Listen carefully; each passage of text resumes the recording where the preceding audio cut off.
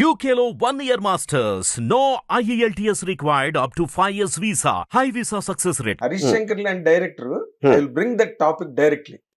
హరీష్ శంకర్ లాంటి director already అక్కడ ఆడిన సినిమా, అందరూ చూసేసిన సినిమాని విత్ ఆల్ ది కాన్ఫిడెన్స్ రవితేజతో మళ్ళీ తను హిట్ కొట్టగలను అని ప్రొడ్యూసర్ ఒప్పించి మరీ తీసిన సినిమా మిస్టర్ బచ్చన్. ఫైనల్ గా వచ్చేసరికి ఏమైంది, it ended up as a disaster. అంటే మీరు అన్నదానికి చెప్తున్నాను, ఎవ్రీబడి అంటే నేను I don't want to talk specific about the project అండి. కాకపోతే ఇక్కడ పాయింట్ ఏంటంటే, ఇప్పుడు ఏ డైరెక్టర్ కూడా కావాలని ఫ్లాప్ తీయడు కదా, ఇంకోటి ఇప్పుడు బిగ్ బడ్జెట్ ఫిల్మ్స్ తో ఇంకొక ప్రాబ్లం వచ్చిందంటే, ప్రతి ఒక్కడు ఎంత ఎక్కువ ఖర్చు పెడితే నా సినిమాకి అంతమంది వస్తారని ఒక మైండ్ సెట్ లోకి వచ్చారు. ఈ పాన్ ఇండియా అన్నది ఒకటి, అదొకటి. అదే ఇప్పుడు ఎందుకు అది కూడా తప్పేందుకు. ఇప్పుడు కార్తికేయ 2 ఆడేసి మన తెలుగు డబ్బింగ్ సినిమాలు బాహుబలి అప్పర్ లిమిట్ అనుకుంటే, కార్తికేయ ఆడేసి కన్నడ సినిమా కాంతారా ఆడేస్తే మీరు కూడా ఎందుకు అనుకోరు పాన్ ఇండియా అని? ఎందుకు అనుకోకూడదు అంటున్నా. ఎందుకు అనుకో, అది అందులో తప్పేం లేదు కదా. హిట్ అవుతుందా లేదా అది వేరు, అందరూ అవుతుంది అనుకునే వెళ్తారు. అవునండి. సో ఇక్కడ ప్రాబ్లం ఏంటంటే, ఇప్పుడు అనుకుని తీరు. కాకపోతే ఏమవుతుందంటే, మీరు డెసిషన్ చెప్పాను కదా, ఏ రోజైతే మీరు డెసిషన్ తీసుకుంటారో, నేను ఊరికైనా హరీష్ తోటి నేను అన్నాను సరదాగా, ఇప్పుడు పాజిటివ్ పాయింట్స్ అన్నీ ఏంటి, హీరోయిన్ చాలా బాగుంది, నువ్వు టేకింగ్ బాగుంది, పాటలు బాగున్నాయి, ఇది బాగుంది. రైడ్ అనేది సరిగ్గా దానికి ఇంజస్టిస్ చేశారని విన్నా, నేను చూడలేదు సినిమా రైడ్ అనే సినిమాకి జరిగింది. అప్పుడు ఒక విధంగా చూస్తే నువ్వు రైడ్కి అన్యాయం చేసావు అనొచ్చు, కానీ నా ఉద్దేశంలో రైడ్ నీకు అన్యాయం చేసింది.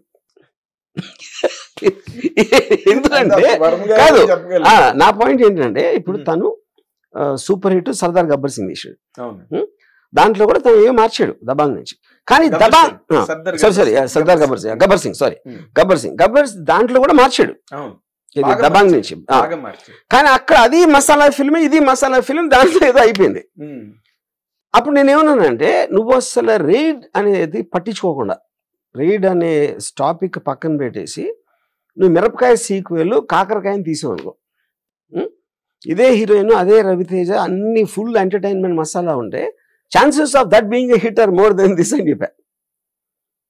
కానీ తను ఏ రోజైతే సినిమా స్టార్ట్ అవ్వక ముందు నాకు చెప్తే, నేను ఇలా చెప్తే తనకి ఇంకా ఒక ఇది ఉంది అని అప్పుడు అనుకున్నాడు. అంటే దాని వల్ల నేను ఎక్స్పర్ట్ అని కాదు, నేను అలాంటి మిస్టేక్స్ చాలా హరీష్ కన్నా చాలా ఎక్కువ చేశాను. సో ఇక్కడ మెయిన్ పాయింట్ ఏంటంటే, మీరు ఏ రోజైతే ఆ డిసిషన్ తీసుకున్నారో, fundamental origin of the picture లో ఉంటుంది మిస్టేక్ ఎప్పుడైనా, కానీ అప్పుడే మిస్టేక్ అని తెలియదు. విశ్వప్రసాద్ గారు నా ఇంటర్వ్యూలో అదే చెప్పారు. ఏం చెప్పారంటే, అసలు బిగినింగ్ లోనే మిస్టేక్ జరిగిందండి అని చెప్పి ఆయన అడ్మిటెడ్ దట్. అక్కడ ప్రాబ్లం ఏంటంటే, బిగినింగ్ లో మిస్టేక్ అని తెలిస్తే చేయరు కదా, కానీ అప్పుడు తెలియదు. అది చెప్పింది నేను, అప్పుడు తెలియదు సార్. అంటే ఇందులోని హీరో అనే ఒక ఆస్పెక్ట్ ని కొంతమంది technicians, whether you call him a fight master or a choreographer or art director, whoever, వాళ్ళు హీరో అనే ఒక పాయింట్ ని కార్డ్ గా వాడుతున్నారా ప్రొడ్యూసర్స్ మీద? బట్ ప్రొడ్యూసర్స్ కి ఎక్కడ మరి everybody tries to exploit. A business లో అయినా మీరు మీకున్న అవసరం బట్టి, మీకున్న మెంటల్ స్టేట్ బట్టి వాళ్ళు ఆపర్చునిటీ తీసుకుంటారు. అది హ్యూమన్ నేచర్, అందులో ఏమీ తప్పలేదు. అప్పుడు మీకు బిజినెస్ తెలియదని మీరు అర్థం చేసుకోవాలి. బిజినెస్ తెలియకుండా ఎందుకు వస్తున్నారు మీరు? అప్పుడు ఏంటి, అప్పుడు దాన్ని ఏమంటారు, ఆపర్చునిటీ కాస్ట్ అంటారు. ఎందుకంటే అంటే డబ్బులు ఉన్నాయి. ఇప్పుడు ఒకటి దగ్గర 10 కోట్లు అనుకోండి, 10 కోట్లు సినిమా తీస్తే 10 కోట్లు పోతే ఆరిపోతాడు. ఆడి దగ్గర 100 కోట్లు ఉంటే ఇంకా 90 ఉన్నాయి కదా, పర్లేదు కదా. అప్పుడు అతని కెపాసిటీ బట్టి తీసుకుంటున్నాడు. మిస్టేక్ కాస్ట్ అది ఆల్సో కాల్డ్ ఆపర్చునిటీ కాస్ట్. ఇప్పుడు మీరు ఒక పెద్ద కెమెరామెన్ తీసుకొచ్చారు, పెద్ద కెమెరామెన్ మీరు కోట్లు ఇచ్చి తీసుకొస్తే, వాడు పెద్ద కెమెరా నిరూపించుకోవడానికి ఆడు ఇంకా ఇన్ని లైట్లు కావాలి, అది కావాలి, ఇది కావాలి అన్ని చెప్తాడు. అది ఫారిన్ నుంచి ఏవో లైట్లు కావాలంటాడు, ఆ లైట్లు కావాలంటాడు, ఆ ఫలానా వెండర్ దగ్గరే కావాలంటాడు, ఆడి నా గ్రిప్కి ఎంత ఇవ్వాలి, ఆడికి అంత ఇవ్వాలి అన్ని చెప్తాడు, ప్రోరేటా పెడతాడు, ఇది పెడతాడు, అది పెడతాడు. అవన్నీ పెట్టకపోతే 10 కెమెరా అవుతాడు అంటున్నాడు. మీరు ఆడికి రెమ్యూనరేషన్ ఇచ్చాక ఆడొచ్చి మీ ఇష్టం వచ్చిన వచ్చి 2 డేట్లు ఉంది సార్ అంతా చేస్తానంటే మీకే ఈడే కెమెరామెన్ అనుకుంటారు మీరు. ఆడ ఎంత ఎక్కువ ఖర్చు పెడితే అంత గొప్ప కెమెరామ్యాన్ అని మీకు ఫీలింగ్ వస్తుంది ఫస్ట్. కరెక్ట్. అంటే ఈ ప్రొడ్యూసర్ దగ్గర ఉన్న ఈ వల్నరబిలిటీయే అసలు. ప్రొడ్యూసర్ కాదు, పెద్ద సినిమాలో ప్రొడ్యూసర్ చాలా అసలు మినిమం సేవ్ ఉంటుంది. It is about the director and hero. కానీ ఏంటి, మీరంత ఖర్చు పెట్టమంటే అంత పెడతానని చెప్తాడు, అది అక్కడి నుంచి వస్తుంది. అది ప్రొడ్యూసర్ మీరు డబ్బులు ఖర్చు మీకు దగ్గర కెపాసిటీ ఉందా, అది. పెద్ద సినిమాల్లో మోస్ట్ ఆఫ్ ద టైం వాళ్ళు అసోసియేషన్ కోసం చేస్తారు, వాళ్ళ పేరు కోసం. వాళ్ళకి బిజినెస్ క్యాలిక్యులేషన్ అనేది ఎవరు పక్కన వాళ్ళు ఎవరో చెప్పొచ్చు. లేకపోతే రాజమౌళి సినిమా అంతా ఆడింది కదా, 2,000 కోట్లు అంటే మన 500 కూడా ఆడదా, 1000 కూడా ఆడదా అనుకుంటే బాగానే ఉంటుంది వినడానికి.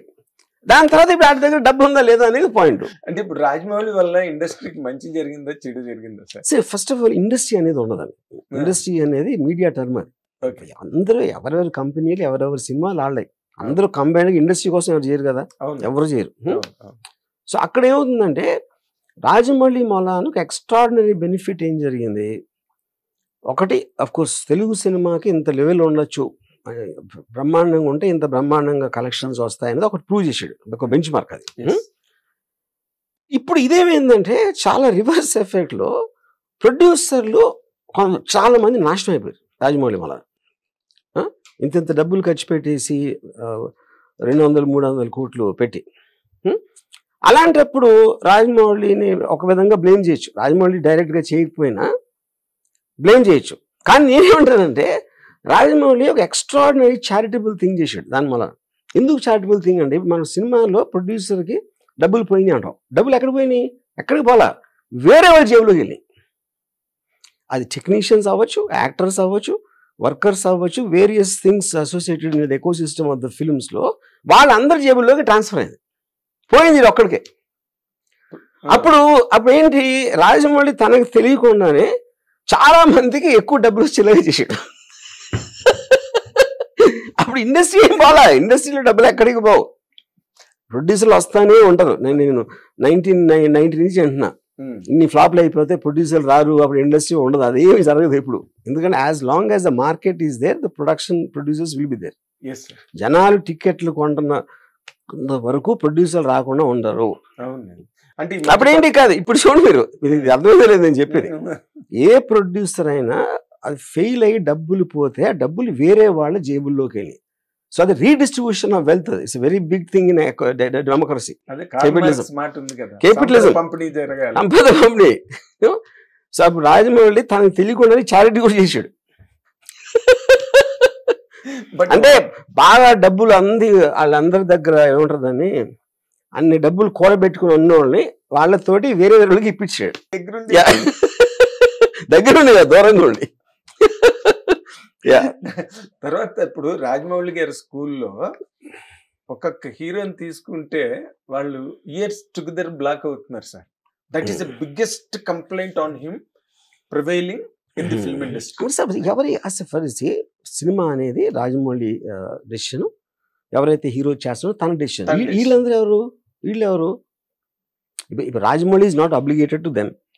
They are not. The hero is not obligated to them. Yes. Who the hell are they to complain? And their intention is to maybe create 10 times bigger than Bahubali. Bahubali is చేసిన service ఎవరు దాన్ని కాదన్నారు కదా, దానికి is going to take another leap. Indisputable fact. Another leap తీసుకుంటాడు. ఆ leap కోసం తన హీరో తన టైము తన ఎఫర్ట్ అంతా ఇస్తున్నాడు రాజమౌళి మీద నమ్మకంతో. ఇంక వేరే వాళ్ళకి ఎందుకు నొప్పి? చాలా చోట్ల ఇది ఒక డిస్కషన్ అండి. కొన్ని ఆఫీసుల్లో హీరోలు దొరకకుండా చేస్తాడు, పట్టుకున్నారంటే 3-4 ఏళ్ళు వదలదు. వీళ్ళందరూ పనిలేను సార్. అంటే వాళ్ళకి రాజమౌళి వాళ్ళ గురించి మాట్లాడే అంత సెన్స్ ఉంటుందని నేను అనుకోవట్లేదు.